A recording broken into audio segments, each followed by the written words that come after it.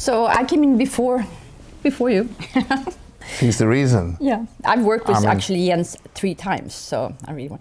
No, I was contacted by Daniel here, our producer. I was up in Norway, in Oslo, shooting a series called Occupied, and Daniel contacted me and sent me the 2 first scripts and told me about it. And what I loved about the scripts and what drew me into it first was the characters, because it was well written, and also it was dealing with real people, with human people.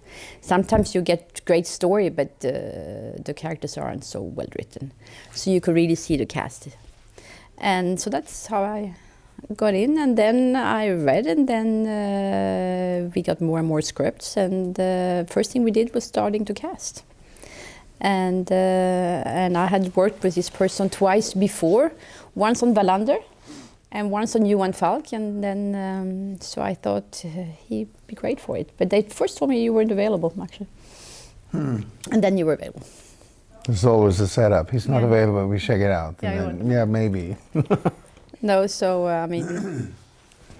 No, that was great actually. When Daniel called me and said they had a proposition for playing the lead in this series, I felt like, oh, fantastic, who's going to direct? Charlotte Brändström. I was like, cool, lovely, I know her.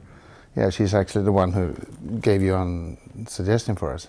So on that was like, okay. The part is fantastic, I think, and the story is great, and the people around. So everything was like, yeah, this is definitely a project I want to do.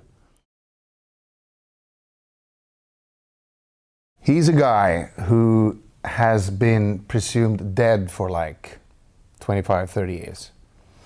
But he's been in exile. So, and something happens to him in this present time that makes him kind of, okay, I have to go back and start, check it out, what the hell is going on? And it starts like a personal revenge. But as we follow him and goes along, we see that he's not into personal revenge, because what he was before was a machine, a soldier, a guy who actually did things by, people said do that, yeah, boom, he was a, pit bull. And today he's not. It's 30 years later, so when he starts investigating and see what's going on, he gets more and more personal attached into it, and the people he meets also give him the reflection of, wow, he connects with them in different ways. So it's impossible for him to just go for the revenge line, basically.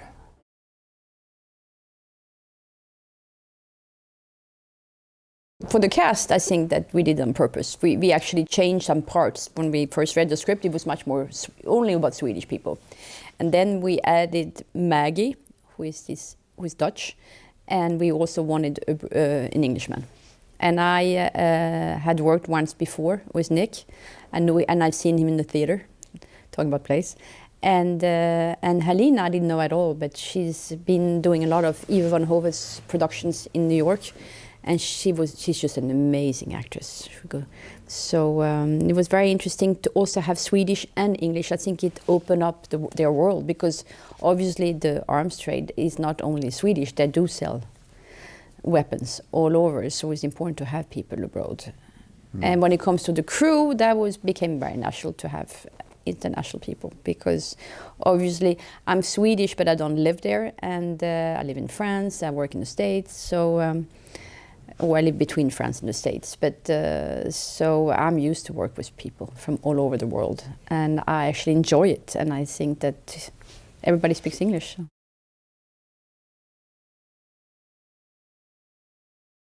I've worked on the big series that have like 23 episodes a year, so obviously that's different when you come in and do a few episodes. And then when you do something like Conspiracy of Silence, it's what you call the limited series. So it is like doing a very long feature of 8 hours, and you're in charge of it. So obviously that's very different. Everything is about adapting. So I feel like working in the States on this kind of huge series is extremely interesting, because you meet new people, new DOPs, you meet people who have a different way of working. So it's it's very challenging, and you always learn something from it, and you take it with you to the next production. And Conspiracy of Silence is totally different, and because it's 8 episodes, and I did all 8, so I cross-ported 8, and so you sort of... She worked 24/7. You work a lot. But it's exciting because artistically you're sort of in charge of the whole project. So you are your own showrunner with the producer and the showrunner author. But it's quite different from the way they work in the States. But that's because we're talking episodic. If you in the States do a limited series, you sometimes have the same director who's in charge in the same way.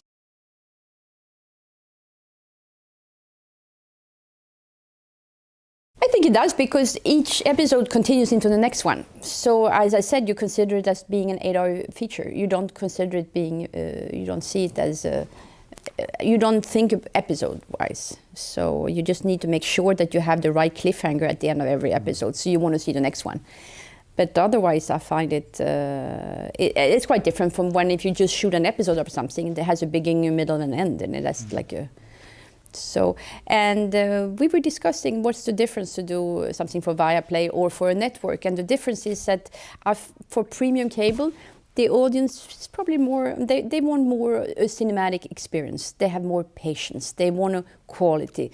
They want a good story. They want good characters. And they're not in a hurry. They're not interrupted by commercials every 2 minutes. So you don't need to find I mean, you're doing the rhythm that works for the story. You don't sort of cut to make sure that people stay on and watch the next segment. So it is, I think it's closer to a cinematic experience. Yeah, you have almost 8 hours to develop a character.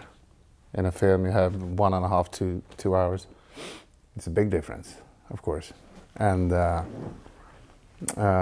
like Charlotte said, when I said, okay, but are we going to shoot this in terms of 2 episodes, 1 and 2, and the next block? And no. We're going to jump from 1 to 8 during this 5 months of... But I never saw it as 1 to 8. That's what you did. It's a long story. Exactly. You told me, because I said, okay, but that means, and she said, but Jens, just look at it as a 8 hours long feature. And of course, that's right. I mean, I've been doing series before, but you know, this is the biggest lead I have done in a series. So she has said, okay, look at it, one big feature. And that is actually the same thing as doing a feature for 2 hours. And what's the difference for you when you have somebody who handles the whole thing or somebody who handles the segments, like 2 blocks? Oh, it's so much better to work with one director. And that requires that the director should be good. If it's a bad one, you want to look at the next one. But Charlotte is very good. I like her so much. But of course, it's easier to work with one director because, of course, there comes a new one with their set of mind of, okay, I'm thinking like, it's almost like you have to explain your character over and over again for that person, even if they have read the script and know, they don't know because it's, you know, we have a communication, me and Charlotte, and after a while, we don't have to say much. She knows exactly where I'm going, if I'm doing something and she let me, and if she has something to say, she just say, okay, Jens, what do you think of, yeah, we try that. So it becomes like a relation in general that works.